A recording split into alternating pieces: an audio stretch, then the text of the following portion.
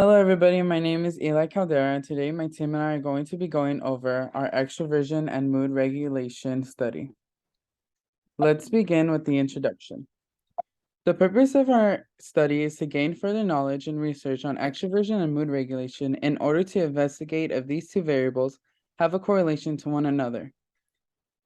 Since similar studies have been conducted, we also wanted to study and test the student population to find whether or not a correlation exists between the two. The hypothesis for this study is as extroversion increases, mood regulation also increases. Now let's continue to the rationale for the hypothesis. 3 previous studies have been done by Lishetsky and Eid. These studies have informed us that extroverts have better mood regulation than introverts. According to Bendall, mood regulation improvement is related to extroversion since extroverts correlate with positive emotions and a better sense of self. Lucas and Diner also state that personality and emotion researchers have found pleasant effects from sociability. Therefore, these previous research studies have helped fabricate the hypothesis for our study. And then that's it. Hi, my name is Jenna, and for our study, we had 72 participants in total that were asked a few demographic questions regarding their genders, ages, and ethnicities. Starting with gender, there were 49 females, 17 males, 5 non-binary, and 1 self-described. Next, with age, we had mostly 18-year-olds with a frequency of 25, but ages ranged from 18 all through the age of 43. However, most participants who took this study were between the ages of 18 to 20. And lastly, we asked participants' ethnicity, which consisted of 16 white individuals, 4 Black, 37 Hispanic, 12 Asian/Pacific Islander, and 3 who chose not listed. And as you can see on the slide, we have tables that display all of our demographic responses as well. Now on to our methodology. So for our methodology that we used to recruit our participants was through convenient sampling. We included psychology students from Fullerton College during this fall semester of 2022, and they were given the opportunity for extra credit in their current psych classes if they did take our study, which they were given a link and could take it anytime at any place. And for our materials and procedure, our survey was based on a 5-point Likert scale, meaning there were a range of answers from 1 to 5, with 1 being defined as strongly disagree and 5 being defined as strongly agree. For our materials, participants were given access to the informed consent page that states info about the survey, such as where to ask questions, a guide on how to get their extra credit, and consent that they will continue to the study and are aged 18 or older. It then continued with our demographics questions as previously discussed, and then the instructions page where it indicated how to answer and a reminder that everything was confidential.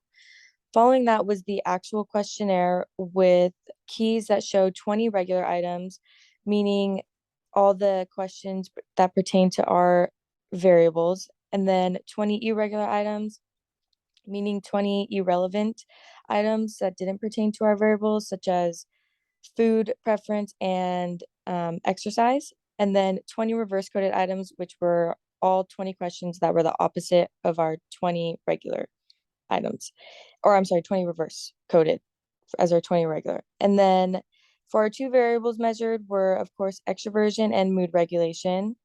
And then we closed out with a debriefing page and a participant verification. And that was so that all the participants could earn their extra credit.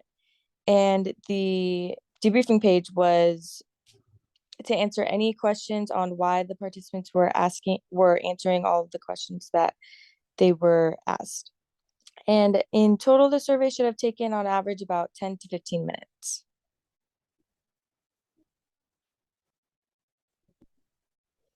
Okay, my name is Desiree Rent, and I will be going over the results. So the test used was our statistical test was a Pearson's R, and the Pearson's R was equal to 0.367. The Pearson's R squared was equal to 0.134.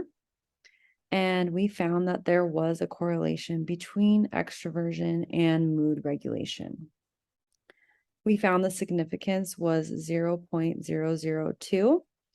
And we also found that there was homoscedasticity, and it is apparent on this scatter plot.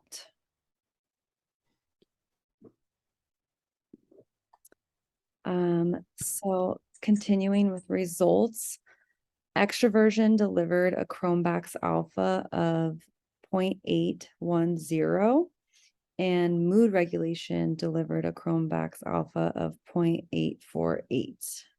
Both variables had strong reliability and validity.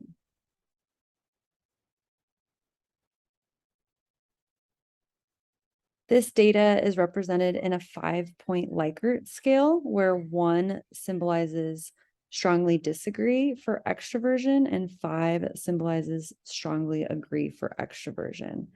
The mean score in the data set for extroversion was 2.891. So our participants on average had low extroversion scores.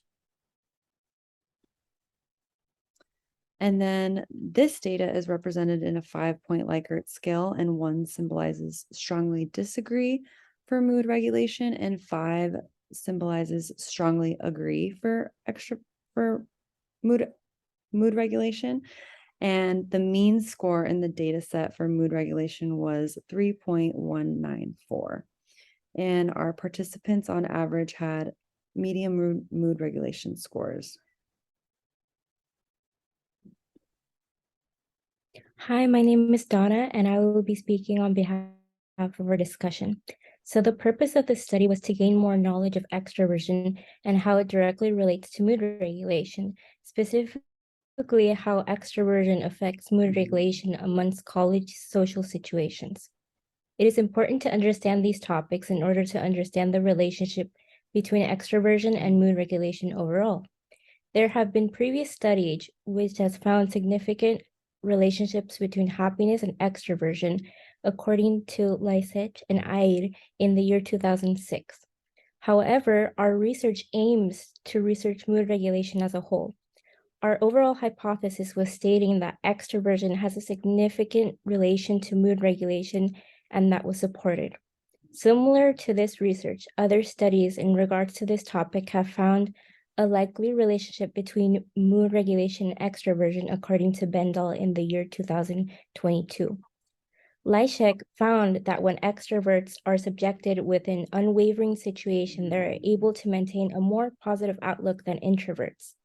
A similar study in regards to extroversion, according to Ashton, found that extroverts like to engage in social situations for attention.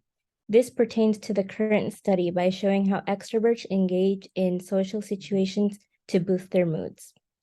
And continuing on that topic, there were limitations in regards to this research that could have decreased its internal reliability. Such limitations include the sample size, as there was only 72 participants leaving the data without significant statistical power in order to support our hypothesis. Another limitation was the participation bias. In another study, according to Lysech, it has been found that these participants can be biased when answering questions about themselves, and because of this belief, they used a self and peer-rated measuring system. If this method could have been applied to our research, it could have given the findings more validity. This was not an option for us due to the limited time and resources in regards to our testing methods. Future studies should continue focusing on extroversion and mood regulation, and of course, integrate introversion into the research as well. It is important to think about how extroverts and introverts might be able to both have significant mood regulation, not just only extroverts as a whole. A better understanding of these topics can help us understand how to improve people's moods and overall better practices for different types of people. Understanding these aspects of a person can help counselors understand mood regulation and ultimately guide their patients in order to improve their lives. We had 5 resources and references. And thank you so much for listening to us.